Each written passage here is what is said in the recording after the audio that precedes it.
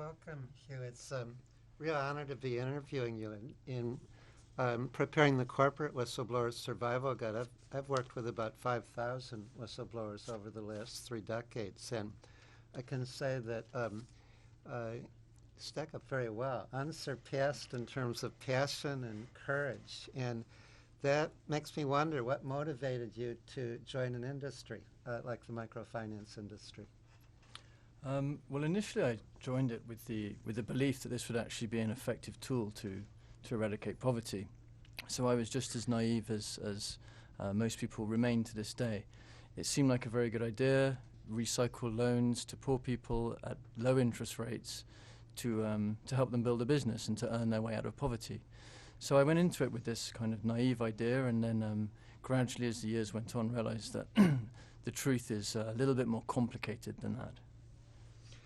Well, let's get down into the weeds then and learn the lay of the land. Can you describe what is the microfinance industry, and who are these MFIs that your book keeps referring to and exposing?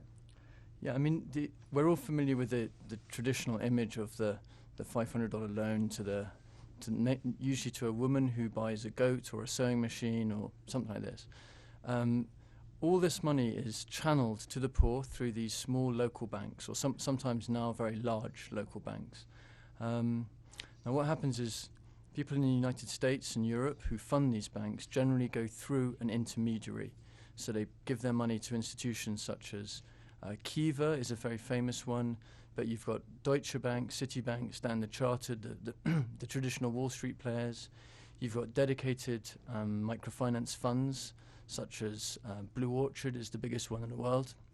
And then you have the foundations. So in DC, we have 2 examples, which is Grameen Foundation USA and Calvert Foundation. But there are a whole host of these institutions. So what happens is you give your money to one of these intermediaries, and they apparently invest this in your best interests and in the best interest of the poor by channeling this money to these small banks in developing countries that are going to do effective ethical microfinance. That's the idea, that's the theory. Well, that's what's been promoted, and my understanding is that members of church congregations, people who want to make socially responsible investments, are flocking to this opportunity. Tell us a little bit about some of the people who are providing the money. Yeah, I mean, it's now become, what most people would say is a huge bubble. It was extremely overhyped as a miracle cure, and it managed to attract money from unbelievable sources and in vast sums. Currently, the private microfinance capital invested is about $70 billion, and it's growing at, probably at least $1 billion or $2 billion a month now. So it's a huge industry, and the problem that people don't really think about is, for all this goodwill of all these individuals, philanthropists, churches, organizations, even people such as USAID and the various equivalents in different countries such as DFID in the UK or NORAD in Norway, invest vast sums of taxpayer money in microfinance on the basis of this belief. But what they don't take into account is, when you've got a $70 billion sector, you've also got something of the order of $30 billion a year being paid in interest. And this is money which is being taken out of these poor communities. And this is the sort of hidden side of microfinance that we try not to talk about too much. Is we talk about all the positive impacts, but we don't really talk about the negative impacts. Well, we've been fair and talked about how it's advertised. Let's get down to reality now. What is the hidden agenda of the microfinance industry, and can you describe consequences? Yeah, I mean, it's difficult to brand the entire industry with one brush. There are really good institutions out there. There are very good funds. There are good lending platforms. So it's not fair to say that the entire sector has been hijacked yet. It's getting there. The main agenda, it started off as a development tool, and it gradually shifted to becoming a profit-motivated tool. And we were told that profit was required to make these institutions self-sufficient and to have enough money to be able to grow and to cover their costs and to expand outreach.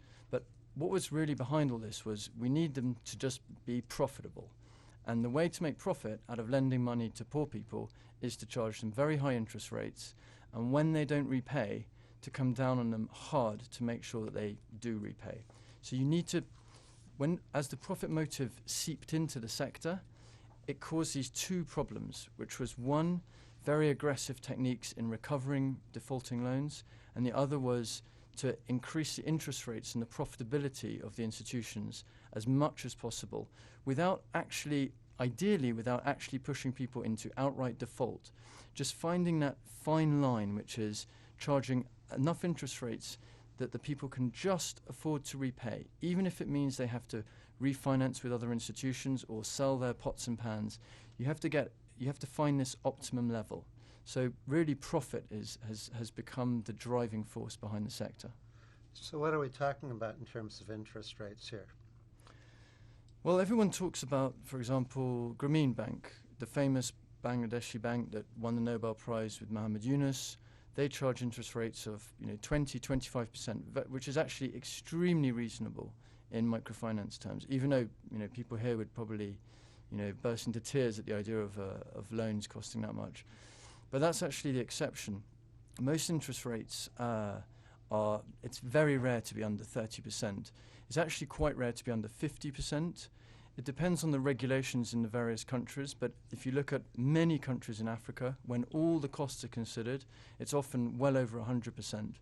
And the worst case that I've come across so far, which was detected by David Rudman of the Center of Economic Development here in DC, Center of Global Development, he analyzed the interest rates of the bank Compartamos in Mexico, which was charging a total cost to the poor of 195%.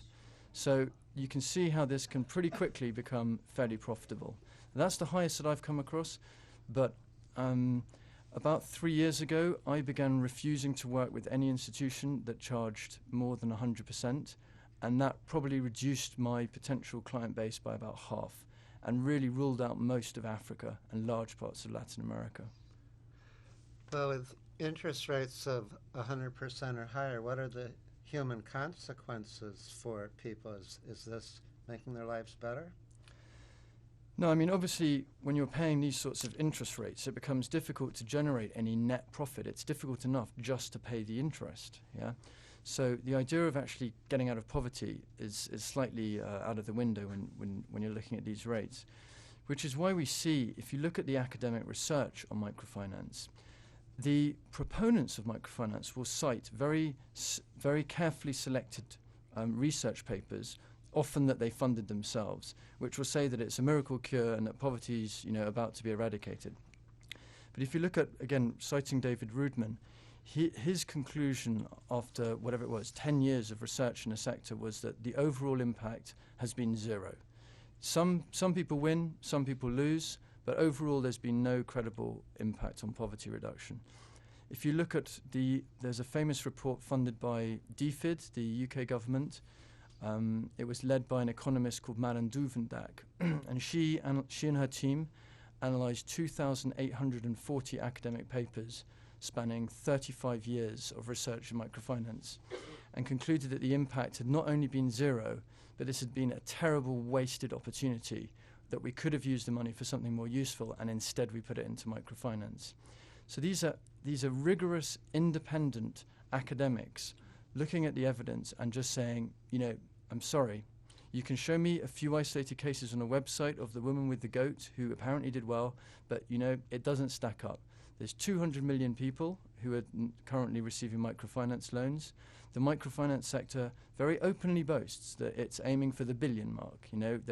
We've got to give credit cards to 1 billion people. This is the goal. And the reality to date is that on the first 200 million, it hasn't lived up to expectations by a wide margin. Well, is this money really going to start small businesses?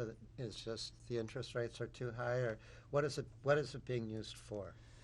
Well, this is another aspect of the microfinance myth, is that we're funding the female entrepreneur to start up her business and to get the goat and the sewing machine and all these things. If you actually look where most microfinance is used in practice, it's not quite as